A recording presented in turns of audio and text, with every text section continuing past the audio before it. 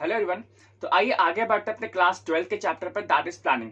तो आज का जो टॉपिक है हमारे पास that is steps in planning process. ठीक है, तो steps in planning process actually में जब हम लोग प्लानिंग करते हैं तो उसके भी बहुत सारे स्टेप्स होते हैं। ठीक है, ये टॉपिक कुछ हद तक इंपॉर्टेंट है, तो ये इंपॉर्टेंट मार्क कर लीजिएगा और इसको थोड़ा सा अच्छे से तैयार कर लीजिएगा। ठीक है, तो जितने भी हमारे पास 7 टॉपिक्स हैं यहाँ पे, मतलब 7 स्टेप्स हैं जो हम लोगों को देखने पड़ते हैं।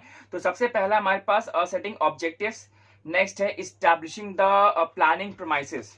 ठीक है, एंड नेक्स्ट है हमारे पास identifying alternatives, evaluating and the choices, formulating derivative plans, securing cooperations and the follow up plans. ठीक है, तो आज की इस वीडियो में हम लोग सिर्फ स्टेप्स देखने वाले हैं कि what are the steps to be taken for the planning process. ठीक है, तो प्लानिंग का भी हमारा एक बहुत ही मतलब बड़ा रहता है, तो उसको हम लोग एक इस स्टेप बाय स्टेप पे हम लोग देखेंगे। ठीक है, तो सबसे पहला आता है हमारे पास सेटिंग ऑब्जेक्टिव्स। ठीक है, सेटिंग ऑब्जेक्टिव जैसे कि नाम में है कि किसी एक ऑब्जेक्टिव को सेट करना, दैट मीन्स टू से कि हम लोग कुछ भी काम करने वाले तो सबसे पहले हमारे पास एक ऑब्जेक्टिव होना तो चाहिए कि वो जो काम है या वो जो चीज है वो हम लोग वो एक्टिविटी किसके लिए कर रहे हैं।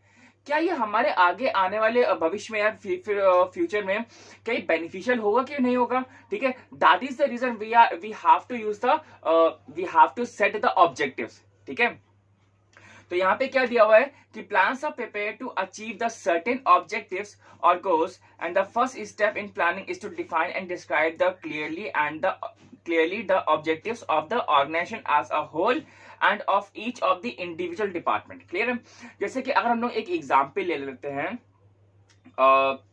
जैसे कि मानिए कि आपके स्कूल में एक कोई एनुअल फंक्शन हो रहा है या फिर एनुअल कंसर्न्स हो रहे हैं। ठीक है, तो वहां पे सिंपली क्या होता है, वहां पे एक स्कूल का ऑब्जेक्टिव है या फिर कॉलेज का ऑब्जेक्टिव है कि हाँ भैया हमें एनुअल जो कंसर्न हो रहा है या फंक्शन हो रहा है हमें उस चीज को ऑर्गेनाइज कराना। ठीक है, अब वहां पे जो भी स्कूल या कॉलेज जब ऑर्गेनाइज कराता है तो वो हर एक क्लास की, हर एक टीचर की और हर एक एक बच्चे की एक रिस्पॉन्सिबिलिटी होती है that we have to make this project और द ऑब्जेक्टिव सक्सेसफुल। ठीक है, वो फंक्शन को हमें सक्सेसफुल बनाना है। तो अब भैया वो स्कूल का फंक्शन है, कोई बाहर शादी और पार्टी नहीं है जो हम लोग आउटसोर्स कर देंगे सारी चीजें।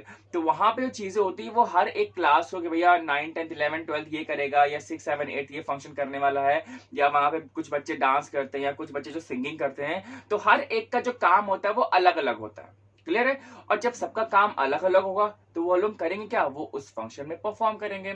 तो अल्टीमेटली वो जो पूरा एक फंक्शन होता है हम लोग उसको एक छोटे छोटे छोटे छोटे पैकेट्स में ब्रेक कर लेते हैं, और वही जो ब्रेक होता है वो हम लोग हर एक क्लास या हर एक ग्रुप के बच्चों को अलॉट कर देते हैं कि आपको इस फंक्शन में इतना रोल प्ले आपने करना है। ठीक है, और अल्टीमेटली जब हम लोग सभी चीजों को जोड़ देते हैं, सभी परफॉर्मेंसेस को जोड़ देते हैं, तब वो अल्टीमेटली हमारे पास फंक्शन बन जाता है। ठीक है, so this is the objective. तो मतलब जो भी हम लोग प्लान बना रहे हैं, जो भी हम लोग कुछ कर रहे हैं, तो प्लान हमें तो पूरा क्लियर होना ही चाहिए कि एक्चुअली में हम लोग प्लानिंग कर क्या रहे हैं, लेकिन अल्टीमेटली साथ ही साथ वो भी क्लियर होना चाहिए कि हर एक जो इंडिविजुअल है उसका काम इसमें क्या होगा, या उसका कहते हैं ना कि उसका हिस्सा या उसका क्या बोलते हैं, हाँ ठीक है वही, कि मतलब उसका रोल प्ले क्या होगा। ठीक है, नेक्स्ट टॉपिक है हमारे पास that is the developing the planning promises. ठीक है, तो डेवलपिंग द प्लानिंग प्रोमाइसेस का मतलब क्या होता है, सिंपल सी बात है कि कोई भी हम लोग जब प्लानिंग कर रहे होते हैं या किसी भी सेक्टर में करना चाह रहे हैं, ठीक है, चाहे वो आपका पब्लिक हो जाए चाहे वो आपका प्राइवेट सेक्टर हो जाए, लेकिन अगर जब भी हम लोग प्लानिंग कर रहे होते हैं तो यहाँ पे ये जरूर देखा जाता है कि वहां पे उस टाइम का मार्केट कैसा है। ठीक है, जैसे कि अगर हम लोग अभी बात कर सकते हैं टेली कम्युनिकेशन। ठीक है, टेली कम्युनिकेशन एक ऐसा सेक्टर है जहां पे कंपटीशन उतना नहीं है, 3-4 कंपनीज हैं, वोडा, एयरटेल, जियो, बीएसएनएल, कुछ 3-4 ही कंपनीज हैं जहां पे कंपटीशन बना हुआ है। लेकिन अगर यहाँ पे अगर जो गवर्नमेंट है, अगर अपने रूल्स एंड रेगुलेशंस और जो पॉलिसीज है अगर कुछ इनके बेनिफिट में लेकर के आती तो शायद कहे कि हमारे और भी कंपनीज आ सकती हैं यहाँ पे। ठीक है, जैसे इंडिया में 3-4 है, क्या हमारे विदेशों में बाकी कंपनीज नहीं है, विदेशों में भी हैं। ठीक है, तो शायद कहे कि हमारा मार्केट इतना अच्छा हो जाए कि बाकी जो फॉरेन कंपनीज है वो यहाँ पे आ जाए। हमेशा हमारी जो गवर्नमेंट होती है वो जरूर देखती है कि हमारे पास एफडीआई आनी चाहिए। ठीक है, इंडस्ट्रियलिस्ट आने चाहिए जो आज के टाइम की जो प्रेजेंट गवर्नमेंट है। तो यहाँ पे ये जरूर देखा जाता है कि हमारे पास एफडीआई अगर हमारे पास इन्वेस्टमेंट आती है तो वो हमारे लिए भी अच्छा है, उस कंट्री के इकोनॉमी के लिए भी अच्छा है, उस कंट्री के ग्रोथ के लिए भी अच्छा है।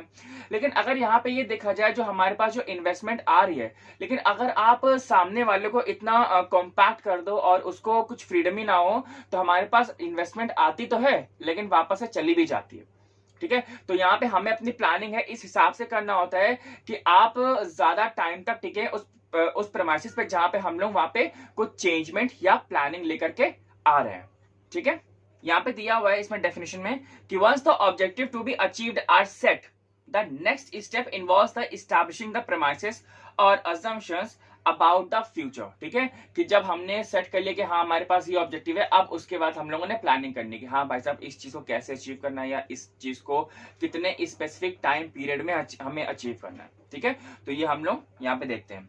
So planning premises provide the environment or the boundaries within which plans will be executed, ठीक है, are likely to influence the pursuit of the objectives। ठीक है, तो कहाँ पे हमें देखना चाहिए, ओ भाई साहब कितना चमक रहा है, तो कहाँ पे हमें देखना चाहिए और कहाँ पे हमारे पास प्लानिंग हो रही है और किस टाइप से हमें अपने उस प्लान्स को एग्जीक्यूट करना है या फॉर्मुलेट करना है, this we have to figure it out. ठीक है, यहाँ पे दिया हुआ है ना, देखिए यहाँ पे कि after the economic liberalisation, second para है कि after the economic liberalization several multinational companies have started business in India, so Indian companies are acquiring the international quality certificates। भाई साहब हम लोग जब इंटरनेशनल सर्टिफिकेट्स हमारे पास आएंगे या हमारे जो स्टैंडर्ड है हॉस्पिटल्स का, एमएनसीज का या जितने भी जो सेक्टर्स है, अगर आप हमारे पास उसका स्टैंडर्ड है, ठीक है, या हमारे पास हम उस स्टैंडर्ड की चीजें बना रहे हैं, किसी भी प्रोडक्ट का हो सकता है, ठीक है, तो वहां पे हमारे पास हम लोग हमारा जो प्रोडक्ट है वो सिर्फ एक ज्योग्राफिकल बाउंड्रीज में ही नहीं रह जाएगा, वो हमारा बियॉन्ड ग्लोब जाएगा। ठीक है, मतलब ग्लोब पूरी दुनिया में भी कहीं भी जा सकता है, बस हमारे पास वो क्वालिटी अच्छी होनी चाहिए। ठीक है, तो Indian companies are acquiring the international quality certificates ISO 9000 on the assumptions that such certificates will enable them to face competition from the multinational companies। ठीक है, अच्छा अब यहाँ पे कई टाइप के हमारे पास प्रेमाइसेस भी है कि planning premises may be of the following kind. हमारे पास है tangible and the intangible premises. ठीक है, टैंजिबल आप जानते हैं क्या होता है कि टैंजिबल मीन्स जैसे कि किसी भी चीज को या किसी प्रोडक्ट को हम लोग टच कर सकते हैं, फील कर सकते हैं, दैट इज अ टैंजिबल। ठीक है, तो यहाँ पे हमारे पास क्या हो जाएगा कि यूनिट ऑफ प्रोडक्शन कैपिटल दिया हुआ है, यहाँ पे कैपिटल इन्वेस्टमेंट, ये हमारे पास टैंजिबल हो जाएगा। लेकिन अगर हम लोग यहाँ पे on the other hand intangible की बात करते हैं तो इनटैंजिबल हमारे पास क्या हो जाएगा, employee morale, goodwill of the enterprise, motivation. ठीक है, मोटिवेशन भाई कितना मोटिवेटेड हो, अरे भाई हम 2 किलो मोटिवेटेड है, ऐसा हो सकता है क्या, हम कैलकुलेट कर सकते हैं क्या, बिल्कुल भी नहीं कर सकते। क्लियर है, नेक्स्ट हमारे पास इंटरनल एंड एक्सटर्नल प्रेमाइसेस। ठीक है, इंटरनल हमारे पास क्या होता है, जो जितने कंपनीज के जो इंटरनल मैनेजमेंट्स होते हैं, ठीक है, इंटरनल अफेयर्स होते हैं, वो हमारा आता है इंटरनल प्रेमाइसेस, मतलब जो कंपनी किस तरीके से काम करे वो उसका इंटरनल मैटर है।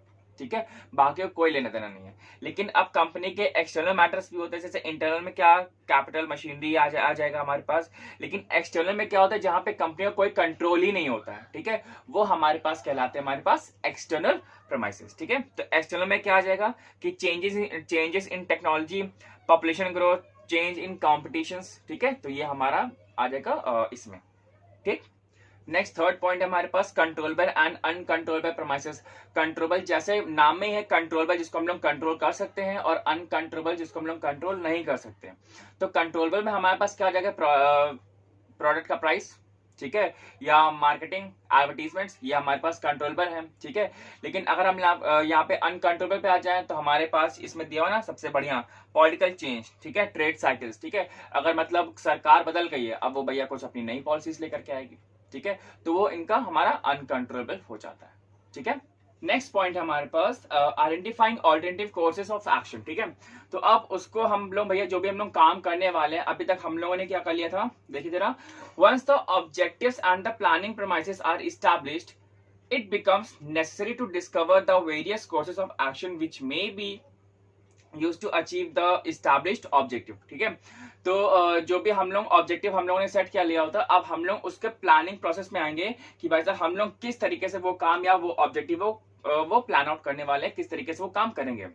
देखिए, सबसे पहले कोई भी काम करने से पहले हम लोग को या कभी भी कोई भी कंपनीज जो होती हैं वो अपना कोई भी अगर नया प्रोडक्ट लॉन्च करती हैं तो they do the thing that सबसे पहले तो वो इन्फॉर्मेशन कलेक्ट करती है कि मार्केट में भाई साहब डेटा कैसा है या इन्फॉर्मेशन कैसी है, लोगों को क्या क्या चाहिए, क्या क्या वो एब्सोल्यूट कुछ चीजें हो चुकी हैं।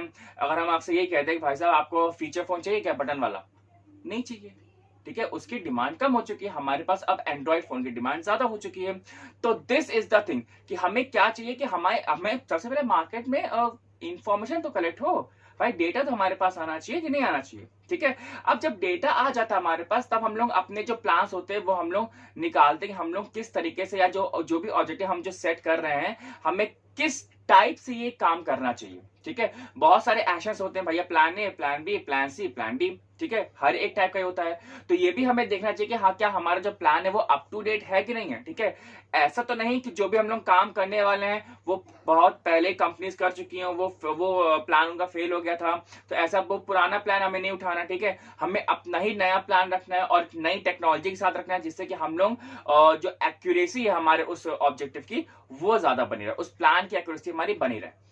अभी हम लोगों ने 4 प्लान डिस्कस किए, ABCD, हमने किसी काम को करने के लिए भैया 4 प्लान बनाए, ठीक है।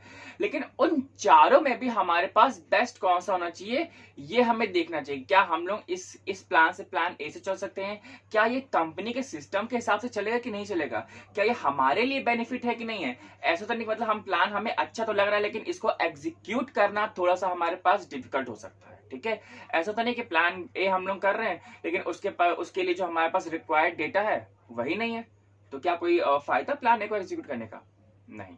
नेक्स्ट पॉइंट है हमारे पास evaluating alternatives and choosing the best alternative, ठीक है। तो जितने भी जो चीजें थी वो हम लोगों ने डिसाइड कर लिया कैसे काम होगा, प्लान से हम लोगों ने डिसाइड कर लिए। अब यहाँ पे हमें चूज करना है सबसे बेस्ट ऑल्टरनेटिव। बेस्ट ऑल्टरनेटिव का हम लोग कैसे समझ सकते हैं, ऐसे समझिए कि अगर आपको दिल्ली से मुंबई जाना है, दिल्ली से मुंबई जाना है और आप फ्लाइट से जाना चाहते हो, ठीक है, तो फ्लाइट भी हमारे पास बहुत टाइप की है, इंडियो की है, एयर इंडिया है, विस्तारा है, और कौन सी है, स्पाइस जेट है, ठीक है, जेट एयरवेज भी है। तो इतनी सारी जो फ्लाइट्स हैं हम लोग आराम से जा सकते हैं।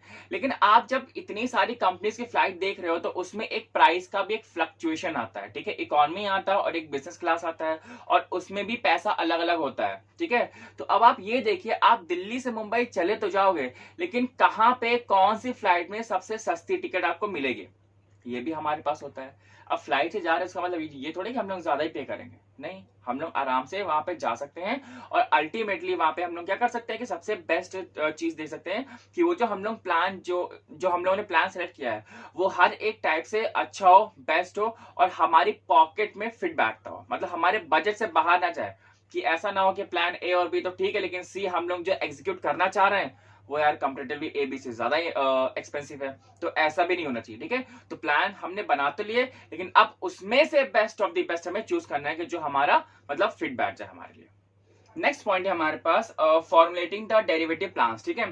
तो डेरिवेटिव मींस टू से कि अभी जो भी हम लोगों ने प्लान जो सेटअप किया हुआ है अब वहां पे जो भी प्लान है हम लोग उसको एक डिटेल्ड मैनर में वो हमें डिस्क्राइब करना है। भाई साहब जो भी हमने किया हुआ था वो तो भी हम लोग शॉर्ट में किया हुआ है लेकिन अब उस प्लान को हमें एक डिटेल्ड मैनर में हमें एक्सप्लेन करना है, क्लियर है। अच्छा, बहुत बार ऐसा होता है कि अब जैसे कंपनीज ही हैं उनको नया प्रोडक्ट लॉन्च करना है, भैया ये हमें बता देंगे हाँ नया प्रोडक्ट हमें लॉन्च करना है, ठीक है, चलो भैया। लेकिन जब हम लोग कोई नया प्रोडक्ट या नया मोबाइल हम लोग लॉन्च करते हैं तो अब उसके बाद जब प्लान फ्लोर पे आ चुका है अब हमें क्या करना है कि भाई साहब उस प्रोडक्ट की डिजाइनिंग, ठीक है, उसका कलर, उसका मैन्युफैक्चर, वहां कहां से हम लोग रॉ मटेरियल लेकर के आएंगे, ठीक है, उसकी पैकेजिंग कैसे होनी चाहिए। तो ये बहुत सारे एस्पेक्ट होते हैं जो हमें उस चीज को ध्यान रखना पड़ता है कि देखो प्लान करना तो it's not a tough task लेकिन जो डिटेल्ड प्लानिंग होती है हर एक चीज में मतलब बहुत ही एक जैसे कहते हैं ना कि बारीकी से ध्यान रखना, तो वो चीज हमारे अब इसमें आती है डेरिवेटिव्स प्लान में, ठीक है। तो मतलब जो भी हम लोग कर रहे हैं उस प्रोडक्ट को बेस्ट बनाने के लिए कर रहे होते हैं, ठीक है। नेक्स्ट हमारे पास है सिक्योरिंग द कॉपरेशंस, ठीक है। अब यहाँ पे क्या हो गया कि अब जैसे हम लोगों ने उस प्लान्स को डिटेल मैनर में बनाया है या समझाया है, अब जो भी वो पूरा प्लान है वो हमें अपने एम्प्लॉयज को भी बताना है, उनको भी तो मालूम होना चाहिए कि एक्चुअली में वो जो चीजें हैं वो बन क्यों रही हैं, किसके लिए बन रही हैं, कब बनेंगी, ठीक है। तो जब हम लोग एम्प्लॉयज के साथ में वो डिस्कस करते हैं या साथ में हम लोग डिस्कस कर रहे हैं, तो ऐसा भी हो सकता है कि जितने भी जो एम्प्लॉयज हैं कुछ बढ़िया सजेशन दे दें, अरे सर ये भी हो सकता है, अरे सर ऐसा भी हो सकता है, ठीक है। तो ये चीजें हम लोग को एक बहुत ही मैटर करती है, मतलब एक नए सजेशंस भी आते हैं हमारे पास, तो वो भी हमारे एक प्लान का कोर्स हो सकता है कि हमारा जो प्रोडक्ट है या हम लोग उसमें भी और कॉस्ट इफेक्टिव प्रोडक्ट बना सकते हैं। तो दैट इज द थिंग कि जो जब हम लोग एम्प्लॉयज, जब इतने सारे एम्प्लॉयज होते हैं तो कहीं से कुछ तो आइडिया आएगा कि सब मतलब ऐसे ही जॉब करने के लिए बैठे हुए हैं, ऐसा नहीं होता है, ठीक है। तो सभी लोग, जब हमारे जो एम्प्लॉयज है जब वो कॉपरेट कर रहे होते हैं, तब वो हमारे लिए एक बहुत ही अच्छा बन जाता है, ठीक है। नेक्स्ट हमारे पास है लास्ट, फॉलो अप एक्शंस, ठीक है। अब जो भी हम लोग प्लान बना करके आए हैं, अब उसको हम लोग जब एग्जीक्यूट करते हैं, तब वहां पे आता है हमारे पास फॉलो अप एक्शंस, कि मतलब जो भी हम लोगों ने प्लानिंग किया हुआ था उसके अकॉर्डिंग हम लोग वहां पे उस प्लान का एग्जीक्यूशन कर रहे हैं, ठीक है।